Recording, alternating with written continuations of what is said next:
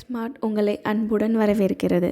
Grass, explore, when. அனைவருக்கும் இந்த நாள் இனிய நாளாக அமைய வாழ்த்துக்கள். இன்றைக்கி ஒரு நல்ல டாப்பிக்கோடு இந்த வீடியோவை நம்ம ஸ்டார்ட் பண்ணிடலாம். இப்போது கான்க்ரூவன்ஸ் ஆஃப் ட்ரையாங்கிள்ஸில் எக்ஸசைஸ் 7.1 அதில் first sum 2 line segments R கான்க்ரூவெண்ட் if dash. அதாவது 2 லைன் செக்மெண்ட் இருக்குது, ஏபி ஒரு லைன் செக்மெண்ட், சிடி அப்படின்னு ஒரு லைன் செக்மெண்ட். இது ரெண்டும் கான்க்ரூவெண்ட்டாக இருக்குது அப்படின்னா என்ன அர்த்தம்னா, ரெண்டும் அச்சு அடித்த மாதிரி அப்படியே டிட்டோவாக இருக்குதுன்னு அர்த்தம். அப்படி இருந்தால் தான் கான்க்ரூவெண்ட்னே சொல்லுவோம். அப்படி கான்க்ரூவெண்ட்டாக இருக்கும்போது they have the same length. அதாவது 2 லைன் செக்மெண்ட் அச்சசலாக டிட்டோவாக ஒரே மாதிரி இருக்குது அப்படின்னாலே தே ஹாவ் தி சேம் லென்த்துன்னு அர்த்தம். B question. Among 2 congruent angles, one has a measure of 70 degree. The measure of the other angle is. ஆப்வியஸாக இது கான்க்ரூவெண்ட்டுன்னு சொல்லியாச்சு. அப்போ ஒன்று 70 டிகிரினா இன்னொன்று 70 டிகிரி தான். கான்க்ரூவெண்ட்டுங்கிறது அச்சசலாக சேமாக அப்படியே இருக்கிறது. அப்போ ஒன்று கான்க்ரூவெண்ட்டுனாலே இன்னொன்று அதே தான் இருக்கும். C question. Angle A equal to angle B, it mean dash.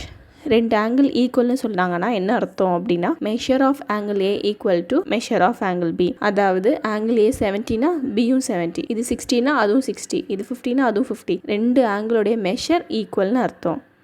Second question. Real life example for கான்க்ரூவெண்ட் shapes. அதாவது கான்க்ரூவெண்ட் ஷேப்ஸ் அச்சலாக சேமாக இருக்கிற ஷேப்ஸுக்கு ரியல் லைஃப்பில் எந்தெந்த ஆப்ஜெக்ட்ஸ் நம்ம அந்த மாதிரி மீட் பண்ணுறோம் அப்படின்னு எக்ஸாம்பிள் கேட்குறாங்க. இது என்ன வேணால் எழுதலாம். ஒவ்வொருத்தருக்குடைய தாட் ப்ராசஸ் ஒவ்வொரு மாதிரி இருக்கும். அவங்கவுங்களுக்கு எது ஸ்ட்ரைக் ஆகுதோ அதை எழுதிக்கலாம். நான் இங்கே ஃபியூ எக்ஸாம்பிள் எழுதுகிறேன். 2 Ruby 10 coin, 10 Ruby coin, 2 10 Ruby coin எடுத்தால் ரெண்டுமே அச்சஸெல்லாம் சேமாக ஒரே மாதிரி டிட்டோவாக இருக்கும்.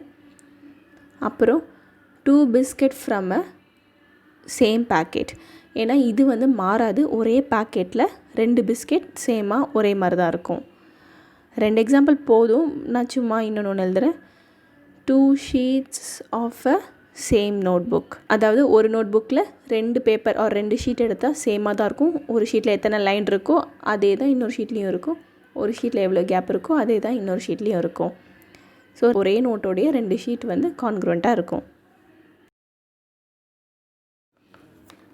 இப்போது third sum, triangle ABC is congruent to triangle எஃப்இடின்னு கொடுத்துட்டாங்க. If these triangles are congruent, இந்த 2 ட்ரையாங்கிளும் கான்க்ரூவெண்ட்டாக இருந்தால் அதோடைய கரஸ்பாண்டிங் ஆங்கிள்ஸும் சைட்ஸும் ஈக்குவலாக இருக்கும் டு ஈச் அதர். இப்போது ஏபிசின்னு ஒரு ட்ரையாங்கிள் சும்மா வரைஞ்சிக்கலாம், அதே மாதிரி எஃப்இடின்னு ஒரு ட்ரையாங்கிள் வரைஞ்சிக்கலாம். இது நம்மளுடைய ஹெல்ப்காக தான். இப்போ இதோடைய கான்க்ரூவெண்ட் பார்ட்ஸ் எழுதணும். இப்போ இந்த 2 ட்ரையாங்கிளும் ஆல்ரெடி கான்க்ரூவெண்ட் சொன்னனால இதோடைய கரஸ்பாண்டிங் ஆங்கிள்ஸும் சைட்ஸும் ஈக்குவலாக தான் இருக்கும். ஃபர்ஸ்ட் ஆங்கிள் ஏ, இதோடைய கரஸ்பாண்டன்ட் பார்ட் ஆங்கிள் எஃப். இப்போது ஆங்கிள் பி, அதோட correspondent angle E. Next angle C, அதோட கரஸ்பாண்டன்ட் பார்ட் ஆங்கிள் டி. இதே மாதிரி சைடுக்கும், ஏபிங்கிற சைடுக்கு என்ன கரஸ்பாண்டிங் சைடுன்னு பார்க்கலாம். AB corresponding to FE. Next BC, base side எடுத்துக்கிறேன், அதோடைய corresponding side base side of this triangle ED. அடுத்து ஏசி, அதோடைய கரஸ்பாண்டிங் சைட் எஃப்டி. ஸோ ஒரு ட்ரையாங்கிளோடைய 3 ஆங்கிளும் 3 சைடும் அதோடைய கரஸ்பாண்டிங் இது எழுதியாச்சு. அடுத்து fourth question. Triangle DEF is congruent to triangle பிசிஏன்னு கொடுத்துருக்காங்க. இங்கேயும் அதே மாதிரி நான் 2 ட்ரையாங்கிள் வரைஞ்சி வச்சுருக்கேன் கம்பேர் பண்ணி பார்க்குறதுக்கு. DEF BCA. Angle E equal to angle C. அடுத்து EF base side equal to இங்கே பேஸ் சைட் சிஏ. ஆக்சுவலாக இந்த 2 ட்ரையாங்கிளும் வரையணும்னு அவசியம் இல்லை. அங்கே மேலே கொடுத்துருக்கிற அந்த ட்ரையாங்கிளோடைய லெட்டர்ஸ் ஆர்டர் வச்சு கம்பேர் பண்ணி எழுதிடலாம். இங்கே இஎஃப் கொடுத்துருக்கா, அப்போ இங்கேயும் லாஸ்ட் 2 டிஜிட் என்ன இருக்குது, சிஏ. இங்கே ஆங்கிள் இ கொடுத்துருக்கா, நடுவில் ஆங்கிள் சி இருக்குது, அதுதான் ஃபஸ்ட் ஒன். அடுத்தது ஆங்கிள் எஃப் கொடுத்துருக்காங்க, அப்போ எஃப் வந்து இங்கே கார்னரில் இருக்குது, அதோடைய கரஸ்பாண்டிங்காக இங்கே கார்னரில் ஆங்கிள் ஏ இருக்குது. டயக்ராம் பார்த்தாலும் அதே தான் வரும். நெக்ஸ்ட்டு டிஎஃப் கொடுத்துருக்காங்க, ஃபஸ்ட் அண்ட் தேர்ட் ஒன். இங்கேயும் BA, first letter last letter. எப்போவுமே ட்ரையாங்கிள் கான்க்ரூவெண்ட்னு கொடுக்குறது என்ன ஆர்டரில் கொடுக்குறாங்களோ அதையோட கரஸ்பாண்டிங் ஆர்டரில் தான் அடுத்த ட்ரையாங்கிளும் இருக்கும். டயக்ராம் வரையாமலே நம்ம ஆன்சர் கூட எழுதலாம். இந்த வீடியோவை பார்த்த அனைவருக்கும் நன்றி.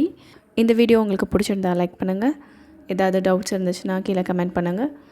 அண்ட் எல்லோரோட பெனிஃபிட்டுக்காகவும் ஷேர் பண்ணுங்கள். அண்ட் முக்கியமாக சப்ஸ்கிரைப் பண்ணிடுங்க. அப்புறம் எந்த அப்டேட்ஸும் மிஸ் பண்ணாமல் இருக்க அந்த நோட்டிஃபிகேஷன் ஐக்கானையும் ப்ரெஸ் பண்ணுங்கள்.